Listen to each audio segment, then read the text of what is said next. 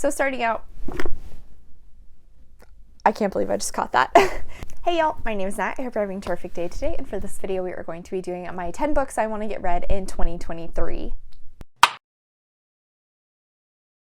Before you get into anything bookish, however, make sure to hit like and subscribe down below, as well as tell me in the comments, are there any books you're desperate to read in 2023?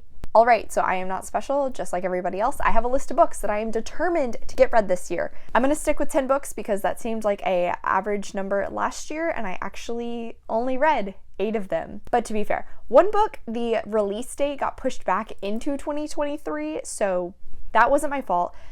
The second that I did not read, however, came out in December, which is my reread month, so I also didn't pick that up yet, meaning I'm gonna roll it over to this list, and that one is A Hard Day for a Hangover by Dorinda Jones. This is the 3rd book in the Sunshine Vikram series, which will help me finish this trilogy out.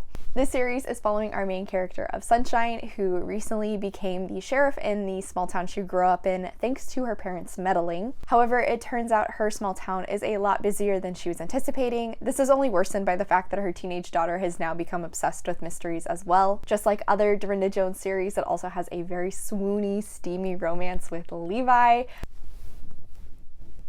I'm in love with him. There was a giant reveal at the end of the 2nd book, and since then I have been so desperate to pick up the 3rd. Shockingly, I haven't bought it yet, but that will be changing here soon. Speaking of rollovers, I also have 3 books which are going to be on this list because I did not read them from my 5-star predictions video of last year. Maybe if I have them on 2 separate lists, that will make me actually get them read. So starting out, The Dark Tide by 𝗖cie když𝘁∰ This was actually a mystery book that Josh got me, I think it was for Valentine's last year. I believe we're following a queen in this country where every year they have to sacrifice a person to this witch. And on the opposite side, we're also following the woman who has volunteered to be the sacrifice. She, along with the queen, start to work together to maybe try and beat this witch, possibly.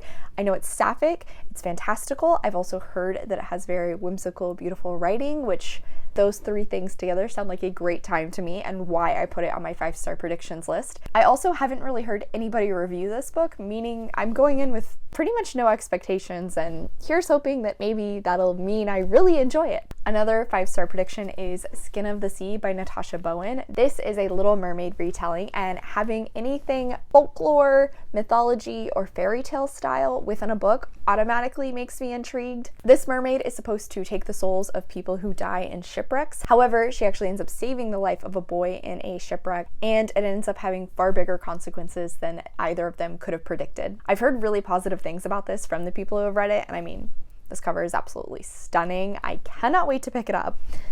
Just haven't done that, so again, we're gonna put it on this list and hope that I'll finally get it read this year. Finally, of my 5-star predictions, I have City of Brass by 𝗖cie viņš∰ I have been talking about reading this book for so long, ever since it got really big and people told me it kind of hits similar feels as the Sands of Arawiya duology by 𝗖ciehez𝘁∰. I've been wanting to pick it up and I just haven't done that, which is ridiculous. I don't know why, but I do have 2 separate video ideas for this book, and maybe that, plus being on 2 different lists, will finally make me read it. You know, it's chunky, higher fantasy, which are 2 things that have made me a little fearful of picking it up. This is a desert-based fantasy, and I know it is set in 18th century Cairo. We are following a young girl who is a thief. However, she ends up discovering that she is also possibly part jinn. I've heard so many glowing reviews about this book and this series, so I really want to start into it and finally be able to talk about it with people the size and high fantasy.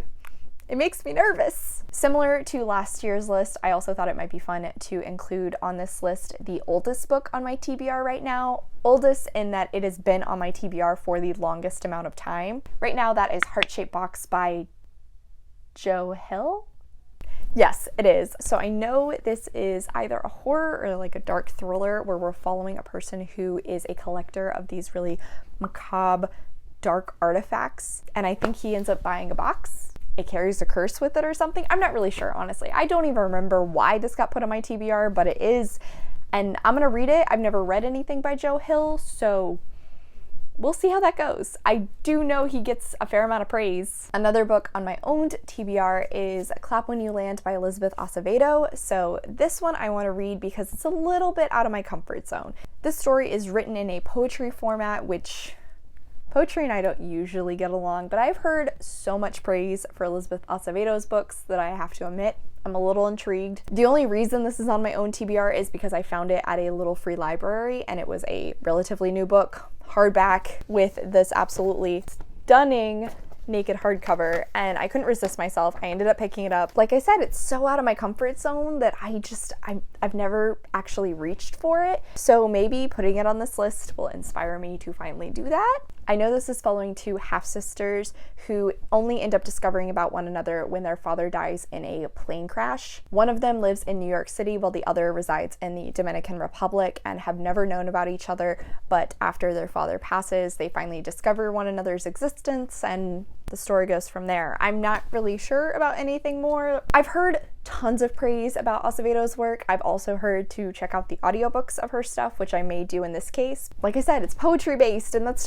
not my thing, so I don't know how this is gonna go, but I want to try it. I want to broaden my horizons a little bit. Finally, of my owned TBR, I want to read We Are Okay by Nina LaCour. I say owned TBR, technically speaking, I actually borrowed this from Josh, and I want to read it because anytime he comes over, he asks if I've read it yet so he can take it back, and I keep saying no, I haven't. It's been on my shelf for months now, and it still has not been read. This is me kind of forcing myself to do so, and it's not even that long. I don't know what my issue is. I think this is a story of grief following this girl who sort of ran away after a tragic event in her life. She and her best friend are reconnecting after several months of radio silence, but that's about it. I have heard to grab the tissues. I think the reason Josh read it was because this was described as similar to the video game Life is Strange, which is one of his absolute favorite games, but also a bit of a tearjerker in the end. I want to read this. I'm a little nervous. It is a YA darker contemporary, which I do still tend to enjoy those, but I'm not sure how this is gonna go. One way or another though, I need to read it so I can finally give it back to him. Next up is one of my anticipated releases for this year, and that is In the Lives of Puppets by TJ Klune. Now, I will be honest, this automatically got added to my TBR when I saw TJ Klune talking about it, and the cover, which I believe is the same artist as The House in the Cerulean Sea and Under the Whispering Door, that was all I really needed. But since then, I have actually found out a little bit more about it. It's sort of a Pinocchio retelling, but with robots. And also, of course, it's TJ Klune, so it's a little bit queer. I believe the sort of Pinocchio character ends up actually getting kidnapped by his creators, and the little found family that has been formed end up having to try and go get him back. It just sounds like it's going to be so adorable, and I cannot wait. I'm so excited. I love his work. I want more of it. Once this comes out, I probably will read it quite quickly. I don't know why I'm promising that, because I'll say it and then it won't happen and I won't pick it up, but we'll see. Speaking of authors whose previous work I loved, I also have Juniper and Thorn by Ava Reid on here. I've heard some very divisive things about this book. I know it is a juniper tree retelling, which is a story that I don't actually know that much about, but I loved Wolf and the Woodsman by this author, and I'm very intrigued to see more of her work. She definitely had some very grotesque and gruesome elements in The Wolf and the Woodsman, whereas Juniper and Thorn is more often actually categorized as gothic horror, and I wonder if she's gonna lean into those elements even more. Plus, I do know there is a romantic element as well, but as I said, I've heard very mixed reviews about this. I know some people who have given it 5 stars. I know some people who have given it 1 star. My best friend Allie, who was kind enough to give me her copy, I just haven't received it yet. She actually gave it 3 stars, where we both loved The Wolf and the Woodsman, so I am pretty intrigued to see if my feelings about this will be the same as hers. But one way or another, I do want to pick it up this year. And then finally, another book that is a anticipated release and from a author whose work I've really enjoyed in the past, The Plus One by Maisie Eddings. This is going to be the 3rd book in her Brush with Love romance series.